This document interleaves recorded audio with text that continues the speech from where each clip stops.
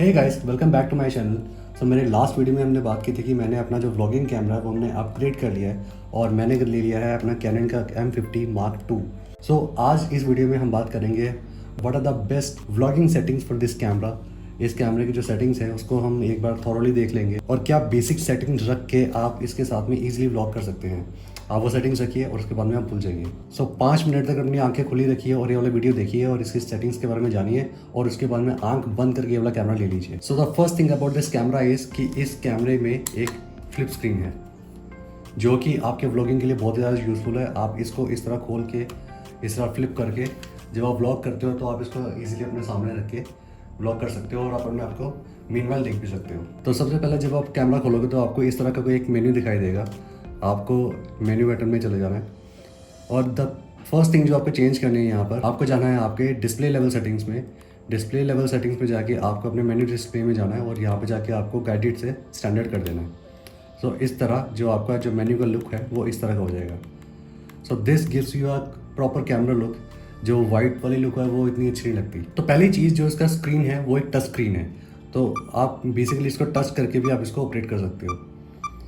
Now secondly इसके जो options हैं हम उसको एक एक करके देख लेते हैं। The first option is exposure setting. अब आप जो इसका एक्सपोजर आप उसका मैनुअल भी रख सकते हो, आप उसको ऑटो भी रख सकते हो। ऑटो पे रखने का इसका फ़ायदा आपको ये है कि इसका जो अपर्चर, उसका जो ISO और उसका जो शटर स्पीड है वो कैमरा खुद डिसाइड करेगा, उसमें आपको कुछ नहीं करना है। बट आई वुड रिकमेंड कि आप इसको मैनुअल में रखो सो दैट आपके पास में इसका पूरा का पूरा कंट्रोल हो कि आप अपना शटर स्पीड, ISO और अपर्चर अपने हिसाब से सेट कर पाओ सो दैट आपका जो वीडियो है, जो फाइनल आउटपुट है वो आपके हिसाब से आए। जो नेक्स्ट इसमें ऑप्शन है वो है हमारा ऑटो फोकस का। ना ऑटो फोकस में आपको 4 तरह के ऑप्शन मिल जाते हैं। जो पहला ऑप्शन है that is live tracking, live face tracking. इसमें आपका जो फेस है या उसमें ट्रैक करेगा। आप क्लिक करके छोड़ दीजिए, इसको सेलेक्ट करके जब आप छोड़ देंगे एंड अपने फेस को ये ट्रैक करेंगे तो इस तरह का आपको डॉट दिखाई दीजिएगा जो कि आपको हमेशा फेस को ट्रैक करेगा। इसमें जो सेकंड ऑप्शन आ जाता है वो आता है स्पॉट ऑटो फोकस। छोटा सा बॉक्स दिखाई देगा, जहाँ पे आप इसको स्पॉट करेंगे वहाँ पे ये ऑटो फोकस कर देगा। फॉर एग्जांपल ये कैनन का मैं बॉक्स रख देता हूँ। अगर इसको मैं यहाँ पर फोकस करता हूँ तो ऑटोमेटिकली यहाँ पर फोकस हो जाएगा। अगर मैं इसको प्लेस करता हूँ वहाँ पर तो जहाँ पर आपका डॉट होगा वहाँ पे ऑटो फोकस कर देगा। तो जो तीसरा इसका ऑप्शन है that is 1 point auto focus. इसमें अगेन आपका एक सिंगल पॉइंट डॉटेड पॉइंट आ जाएगा जहाँ पे आपका ये फोकस कर देगा। इसको मैं मूव करूँगा तो ये यहाँ से मूव नहीं होगा, आपको उसको ड्रैग करके लेके जाना पड़ेगा। जहाँ पे आपका पॉइंटर होगा वहाँ पे ये फोटो फोकस हो जाएगा।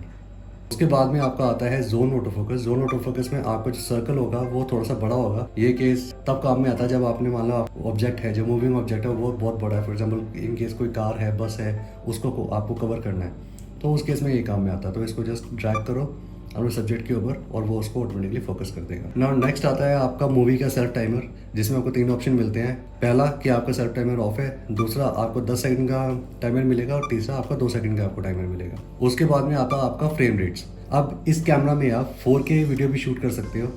तो 4K वीडियो शूट करने के लिए आपको डायरेक्टली इसमें जाना है तो आप देखेंगे आप 4K वीडियो एट 25 फ्रेम्स पर सेकंड आप शूट कर पा रहे हो। उसके बाद में अगर आप फुल HD में आओगे तो 1920x1080 आप 50 FPS पे शूट कर पा रहे हो। सिमिलरली 25 पे भी शूट कर पा रहे हो और 50 भी शूट कर पा रहे हो। और ना इसमें एक और इंटरेस्टिंग चीज़ आती है कि अगर आप इसको 60 फ्रेम्स पर सेकंड पे शूट करना चाहते हो तो यू गो टू मेन्यू में जाके you go to this wrench bar, second menu and video system.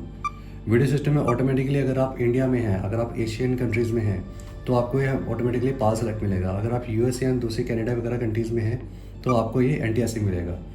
अगर आप इसको NTSC सेलेक्ट कर लेते हो एंड देन आप अपने फ्रेम रेट्स में जाते हो, नाउ यू कैन सी कि यहाँ पे आपको 59.94 फ्रेम्स पर सेकंड का ऑप्शन आ गया। फुल HD में आपको ऑप्शन आ गया 23.98 विच इज़ 24 फ्रेम्स पर सेकंड ओनली।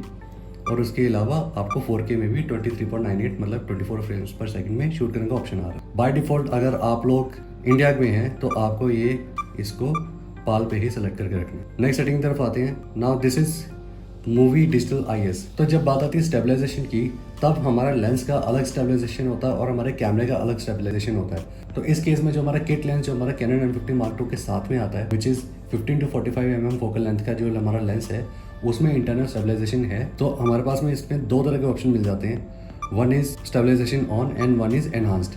अब इन दोनों में डिफरेंस क्या है? फॉर एग्जांपल इसको मैं फ्रेम में रखता हूँ, तो अगर मैं इसको ऑफ रखता हूँ तो आपको इतना फील्ड ऑफ व्यू मिल रहा है। अगर मैं इसको ऑन कर देता हूँ तो यह सेम कि इसमें थोड़ा सा जो उसका फ्रेम है वो थोड़ा कट गया है। और अगर मैं इसको एनहांस कर देता हूँ तो इसमें कितना ज़्यादा सिस्टम में क्रॉप आ जाता है। तो इसलिए मैं पर्सनली ये रिकमेंड नहीं करता हूँ इसको यूज़ करना। अगर आप चाहो, अगर आप अपने जो कैमरे का स्टेबलाइजेशन बढ़ाना चाहते हो, उसके और भी तरीके हैं। आप गिम्बल ले सकते हो, आप अपना जो हैंड हेल्ड पोजीशन है उसको अच्छा कर सकते हो, आप स्ट्रैप के साथ में ट्राई कर सकते हो कि आपको जो कैमरा है वो स्टेबलाइज हो। बट इंटरनल स्टेबलाइजेशन करना at the cost of frame cutting मैं रिकमेंड नहीं करूँगा। उसके बाद में आ जाते हैं हम राइट साइड में ऑटो वाइट बैलेंस। आपके पास में आपके कैमरे में बहुत सारे प्रीसेट्स हैं। आपके पास में daylight, shade, cloudy, tungsten and custom, flash वगैरह आपके पास में सारे ये ऑप्शन आ जाते हैं। तो वाइट बैलेंस आपके कैमरे के लिए बहुत ज़्यादा इंपॉर्टेंट है। हमारा जो ह्यूमन आई वो सेंसिटिव है इतना ज़्यादा कि वो बता सकती है कि जो वाइट है वो वाइट ही रहेगा। अगर हम रात में भी जा रहे हैं, अगर हम दिन में भी जा रहे हैं, अगर हम किसी टंक्शन लाइट के बीच में जा रहे हैं या किसी लैंप के बीच में जा रहे हैं, वी नो कि ये जो कलर है ये वाइट ही रहेगा। लेकिन कैमरा को वो नहीं पता चलता। तो कैमरा को हमको अलग से बताना पड़ता है कि इस एनवायरनमेंट में ये वाली चीज़ वाइट है। फॉर एग्जांपल, अगर मैं इस कैमरे को एक लैम्प लाइट के बीच में लेके जाऊंगा जहाँ पे कि बहुत ज़्यादा येलोइश लाइट होगी, तो कैमरा को लगेगा जो वाइट कलर है जिसके ऊपर येलो शेड पड़ रहा है दैट इज वाइट। लेकिन हमको कैमरा को बताना पड़ेगा कि no, this is not white, ये बिकॉज लैम्प के अंदर है इसलिए वो येलो दिखाई दे रहा है, बट दिस इज वाइट। तो ये चीज़ बताने के लिए हमारे पास कैमरे में बहुत सारे प्रीसेट्स होते हैं। इसमें हमारे पास daylight, tungsten, cloudy, shady. फिलहाल अगर आप बिगिनर है, अगर आप जस्ट अभी व्लॉगिंग स्टार्ट कर रहे हो, आपको नहीं पता इसके बारे में बहुत ज़्यादा, आप इसको फिलहाल ऑटो में रखिए और उसको भूल जाइए। उसके बाद में ऑप्शन आता है हमारे पिक्चर स्टाइल्स का।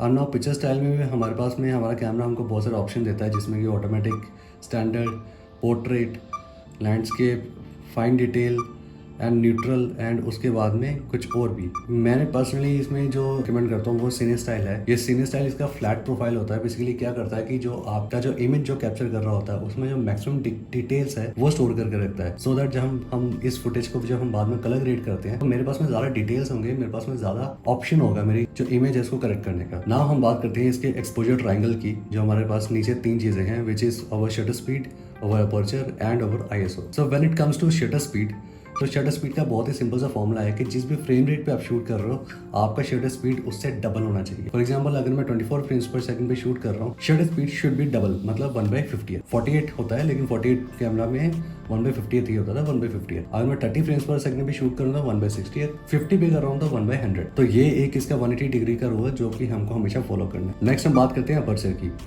योर अपर्चर डिसाइड कि आपका जो वीडियो है उसका जो बैकग्राउंड ब्लर है वो कैसा होगा, उसके जो फोटो के बीच में जो ब्लर आता है वो कैसा रहेगा। So lower the f-stop value higher the blur and higher the f-stop value lower the blur. तो इसीलिए मैंने इसके लिए एक सिग्मा का 16mm का लेंस लिया है, बिकॉज उसका जो एफ-स्टॉप है वो 1.4 तक जाता है।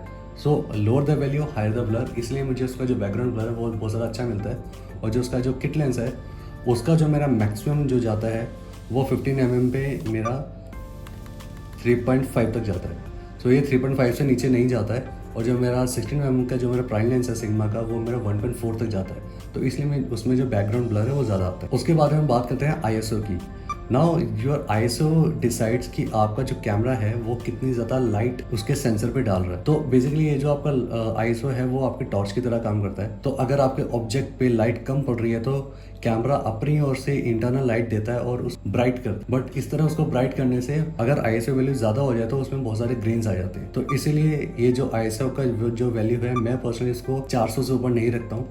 बट जो कैमरा है वो उसको 6400 एंड 12800 पे भी लेके जाता है। अभी मैंने इसका जो सेटिंग है इसको मैंने मैक्सिमम 6400 पे मैंने इसको रखा हुआ है। तो अगर आप इसको मेन्यू के अंदर जाके देखना चाहें तो go to menu, front, second option, go to ISO speed setting and ISO max for auto 12800। So alright, तो ये तो थे हमारे बेसिक सेटिंग्स। तो अगर आप व्लॉगिंग में नए हैं तो you do one thing, go to settings, go to exposure and इसको आप कर दीजिए ऑटो पे।